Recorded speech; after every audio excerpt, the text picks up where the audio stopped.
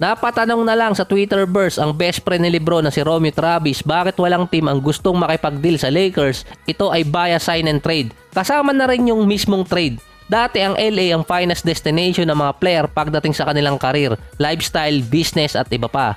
Papasok na kasi ang ika-4 na araw ng free agency. Sabi naman ng isang executive, binabawian din si Rob Pelinka dahil nga dati siyang agent na mas malala pa siya kay Rich Paul. Walang gustong makipag-business deal kay Pelinka pagdating sa trade. Dahil yung ibang mga team executive doon hindi rin nagustuhan kung paano makipag-deal itong si Pelinka habang nung agent pa siya. Yung iba naman sinasabing na-impluwensyahan ni Coach Greg ang ibang executive lalo na nung time na tinrade niya si Kawhi papuntang Raptors. Sinabi niya kasi doon na hindi siya nagbibigay ng isang star player sa karibal na team. Si Lebron kinontak pa noon si Klay Thompson para lang pumunta ng Lakers pero mas pinili ang Dallas. Kaya namang ibigay ng LA yung kontrata ni Klay. Kahit ang tatay ni Klay Thompson disappointed sa naging move ng anak niya na matagal nilang pinag-uusapan na kung aalis si Klay ng Golden State, Lakers siya maglalaro.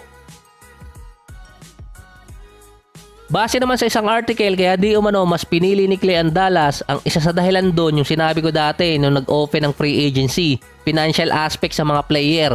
Mas malaki kasi ang take home pay ni Klay dahil limited tax ang Texas. Kaya ako sinabi limited kahit walang income tax sa Texas, may iba pang taxes doon. Mababawasan ng kahit papano yung mga kaltas dito kay Klay Thompson. Nakuha naman ng Golden State si Kyle Anderson para sa 3 taon. Saka dito lang ako nagtataka D'Anthony Melton na 1 taong kontrata pero $12 million.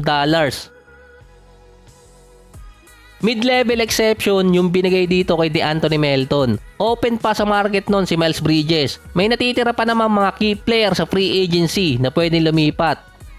Biglang nasa report ni Sham na interesado sa sign and trade ng Golden State para kay Buddy Hield sa Philadelphia. Ang nakakapagtaka kasi doon, ang purpose ng mid-level exception, makakuha pa ng isang rotational player ang isang team na hindi maapektuhan ng kanilang cap space or taxes. Kaya pala binabanatan ngayon yung GM ng Golden State dahil pagpasok niya, disaster yung nangyari. Nawala si Jordan Poole, na halos walang kapalit, nawala din si Chris Paul, tapos ngayon si Klay Thompson.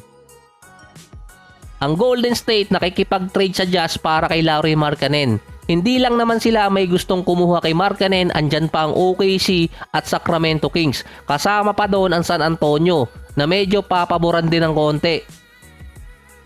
Dahil tinrade nila si Klay Thompson sa Dallas or via sign and trade, nagkaroon ngayon ng trade exception na worth $15 million ang Warriors. Pwedeng gamitin yon para makakuha pa ng player kahit wala silang salary cap.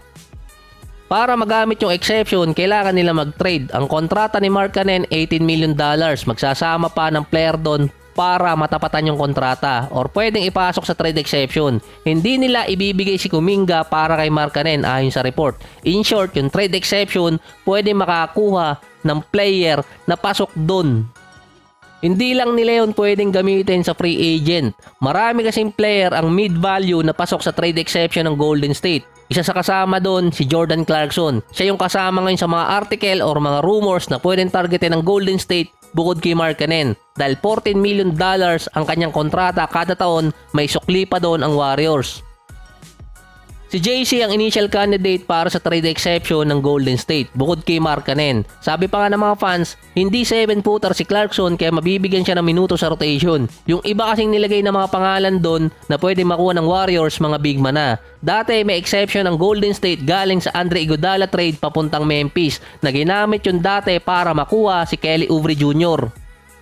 Kaya magtataka kayo kung bakit wala nakuhang kapalit si Klay Thompson nung umalis siya ng Golden State at pumunta ng Dallas. Dahil meron pa rin namang kapalit yun, trade exception nga lang. Si Miles Bridges naman gustong pumunta ng Clippers dahil sa rason na nagbibigay ng second chance sa mga troublemaker. Gaya nga ni Kevin Porter Jr. at yung galing dati sa San Antonio, yung nagpakita ng pet iguana sa trainer, di ko maalala yung pangalan . Ang Clippers naman, meron ng 15 players so need nilang magbitaw. Gagamitin din nila yon sa sign and trade. Si Bridges naghahanap pa ngayon ng magandang kontrata.